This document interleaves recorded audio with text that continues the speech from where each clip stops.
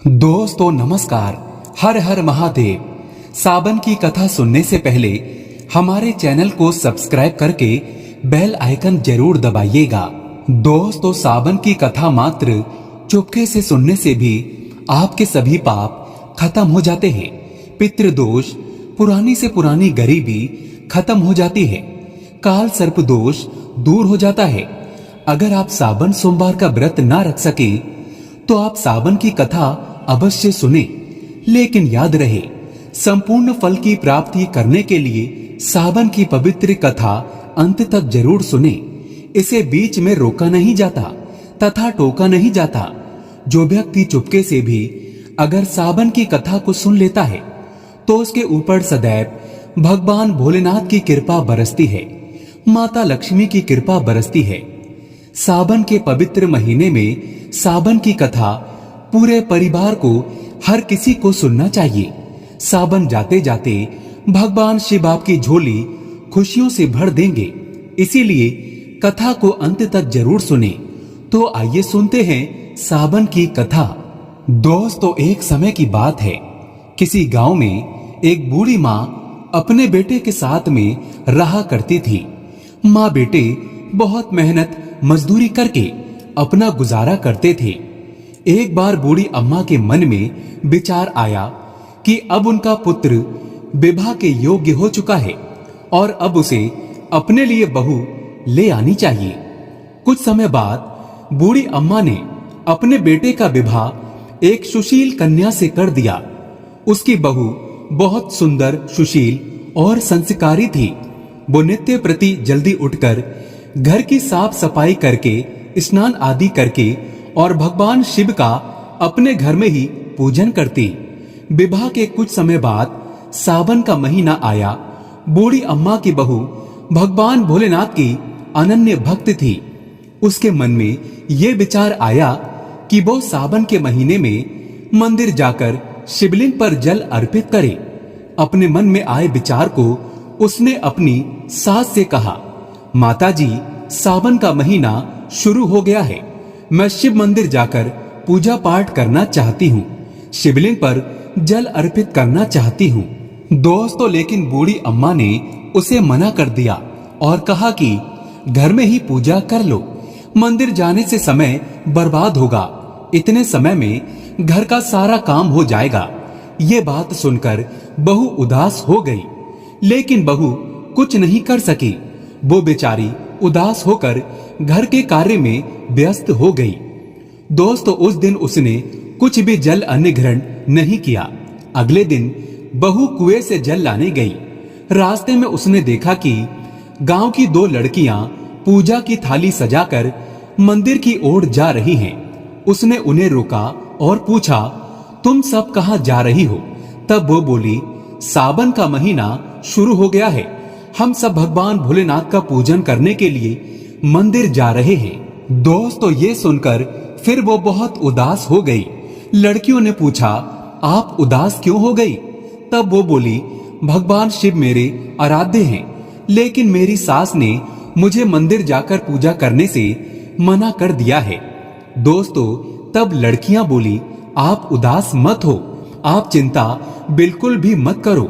हर रोज इसी समय पानी भरने आया करो और हमारे साथ में मंदिर चलकर भगवान शिव की पूजा कर और उन पर जल अर्पित किया करो। तब वो बोली, लेकिन मेरे पास में पूजा की कोई भी सामग्री नहीं है, घर से लाऊंगी तो सास को पता चल जाएगा। दोस्तों तब लड़कियां बोली, कोई बात नहीं, आप हमारी पूजा की सामग्री से पूजन कर लेना। ये सुनकर वो बहुत खुश हो गई। वो रोजाना उनके साथ मंदिर जाने लगी, जहां वो शिवलिंग पर जल चढ़ाती और भक्ति भाव से भोलेनाथ की पूजा अर्चना करती और उनसे कहती कि मैंने अपनी सास से ये बात छुपाई है। हे जगत पिता, इसके लिए आप मुझे क्षमा कर देना।